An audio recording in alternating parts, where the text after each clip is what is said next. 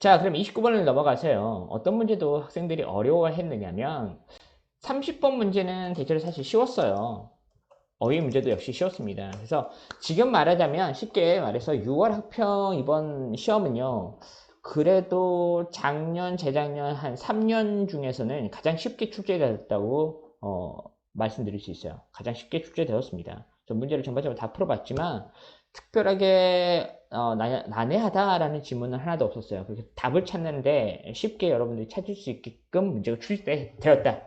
이렇게 생각하시면 됩니다. 그러면 국어라고 수능에서 어려워지나? 아니요. 여기보다 더 어렵게 출제되지는 않으니까 너무 쫄지 마시기 바랍니다. 그래서 여러분이 어렵다고 느낄 수 있는 난해한 질문 한 문제 정도는 출제될 수 있지만 그 문제가 여러분의 등급에 크게 여러분의 등급을 크게 이제 등급을 낮출 수 있는 그런 킬러 문제가 될 거라고 생각하지는 않습니다. 충분히 지금 1등급을 확보한 친구들 입장에서는 걱정 없다고 생각 들고요. 그리고 2등급 친구들 입장에서는 아무래도 빈칸 추론에서 실수를 했을 것이라고 장담합니다. 그래서 역시나 수능 어휘를 계속해서 공부를 해줘야지만 2등급 친구들은 1등급까지 올려볼 수 있는 기회를 잡을 것이다 라고 장담드립니다.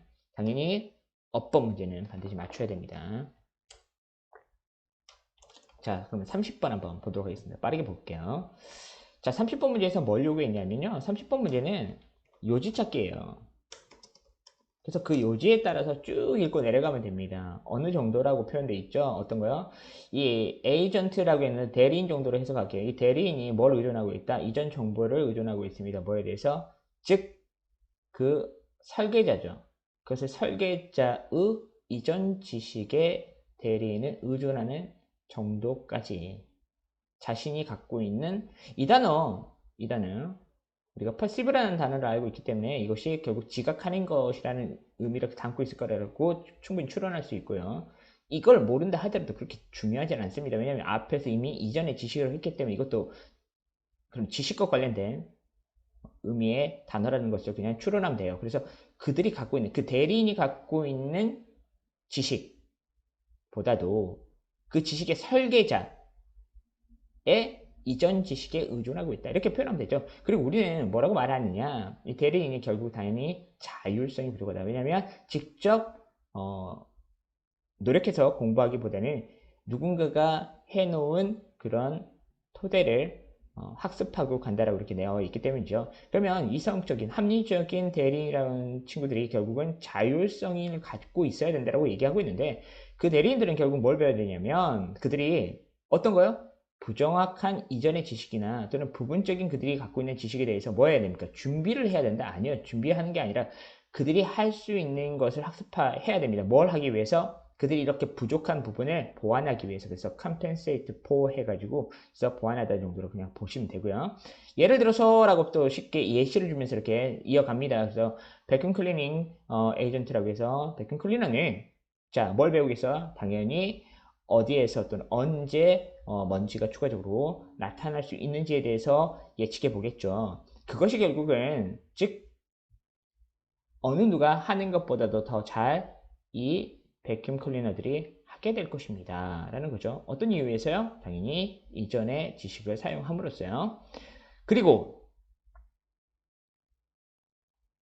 실질적인 문제는 사실상 이런 정도로 해석하면 되죠. 사실상 완벽한 자율성이라고 하는 것은 처음부터 필요로 하지 않습니다라고 표현되어 있어요. 그래서 이 대리인들이 대부분 경험이 없거나 거의 없다라고 했을 때 그들은 어떻게 행동하겠어요? 그들이 지식이 없어요. 즉 청소를 해야 되는데 당연히 계획 없이 하겠죠. 그래서 목적 없이 당연히 무작위로 제멋대로 즉 청소를 하게 될 것이다. 무엇이 없다면 바로 설계자가 일부 도움을 주지 않는다면 이렇게 표현했어요. 쉽죠? 자, 그러면 쭉 내려서 여기로 바로 건너뛰어 볼게요. 충분한 경험입니다. 즉, 그 대리인의 환경에 있어서의 충분한 경험을 갖고 난 뒤에, 지금은 위에서는 분명히 뭐였어? 경험이 아예 없다라고 얘기했는데, 이번에는 충분한 경험을 갖고 있는 경우라고 했어요. 그래서 누구를 얘기했냐면 Artificial Intelligence Agent라고 표현해서 이 AI에 대한 대리인을 표현했습니다. 그래서 AI의 환경에 있어서 충분한 경험을 쌓고 나면 이 합리적인 AI 에이전트, 즉 대리인의 행동이 결국 뭐가 될 거다? 효과적으로, 그렇죠. 이전의 지식을 보호하는 것이 아니라 바로 독립하게 되겠죠. 그래서 자율성을 갖게 된다는 얘기를 포인트를 줘야 되기 때문에 여기서 이 부분이 핵심이었기 때문에 바로 여기서도 독립적이다라고 하는 것이 옳겠죠. 그래서 답을 구한다면 compensate, 그리고 randomly, 그리고 independent. 답은 4번이었네요. 이렇게 답을 구하면 됐습니다. 그래서 어휘 문제는 되게 쉽게 출제되었다. 어려운 단어 하나 없다. 이러면 되겠죠? 자, 31번 보겠습니다.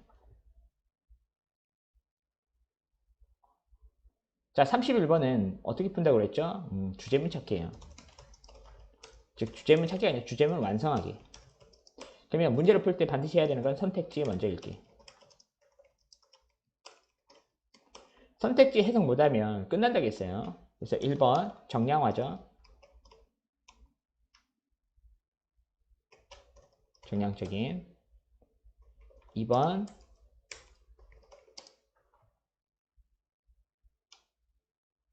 비물질적인. 3번 영양 분응. 4번